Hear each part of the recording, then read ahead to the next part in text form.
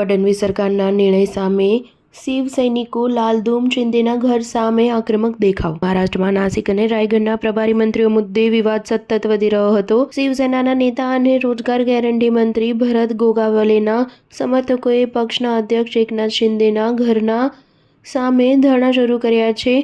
મંગળવાર સાંજે સાઉથ મુંબઈમાં સ્થિત એકનાથ શિંદેના નિવાસ મુક્તાગીરીની બહાર ગોગાવલેના સમર્થકોએ સૂત્રોચ્ચાર સાથે વિરોધ દર્શાવ્યો હતો. શિવસેનાના કોઈપણ નેતાને પ્રભારી મંત્રી ન બનાવતા પક્ષ સતત વિરોધ કરી રહ્યો છે, જેના લીધે દેવેન્દ્ર ફડણવીસ સરકારે નાસિકમાં ગિરીશ મહાજન અને રાયગઢમાં એનસીપી અદિતિ તટકરેને પ્રભારી મંત્રી બનાવવાના આદેશ પર પ્રતિબંધ લાદ્યો હતો. શિવસેનાએ રાયગઢ જિલ્લાના પ્રભારી મંત્રી ગોગાવલેને બનાવવાની માંગ કરી છે. આ મુદ્દે ગોગાવલેના સમર્થક બે ધારાસભ્ય મહેન્દ્ર થોરવે અને મહેન્દ્ર ડલવીરાજેના મુખ્યમંત્રી દેવેન્દ્ર ફડણવીસ સાથે મુલાકાત કરશે. ગોગાવલે આ વિસ્તારમાં મોટા પ્રમાણમાં જનાધાર રાખતા હોવાથી શિવસેનાએ આ માંગ કરી છે. ઉલ્લેખનીય છે કે શિવસેના એનસીપી નેતા અદિતિ તટકરેને રાયગઢના પ્રભારી મંત્રી બનાવવામાં આવતા આક્રોશમાં છે. પ્રભારી મંત્રીની પસંદગીમાં મહાયુતિ સરકારે શિવસેનાને અવગણી હોવાનો આરોપ મુકાયો છે.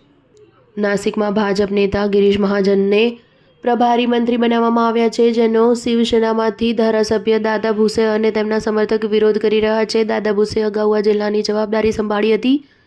શનિવારે ગોગાવલેના સમર્થકોએ મુંબઈ અને ગોવા હાઈવે પર ચક્કાજામ કરી વિરોધ પ્રદર્શનો કર્યા હતા. બીજી તરફ રાયગઢમાં ગોગાવલે અને તટકરે વચ્ચે લાંબા સમયથી મતભેદો છે. બંને એકબીજાની વિરુદ્ધ રાજકારણના દાવ રમે છે.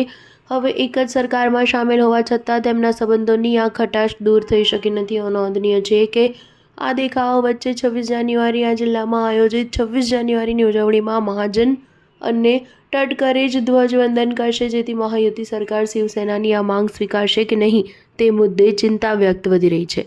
સ્ટાર ન્યૂઝ 7 હંમેશા સચ્ચાઈની સાથે.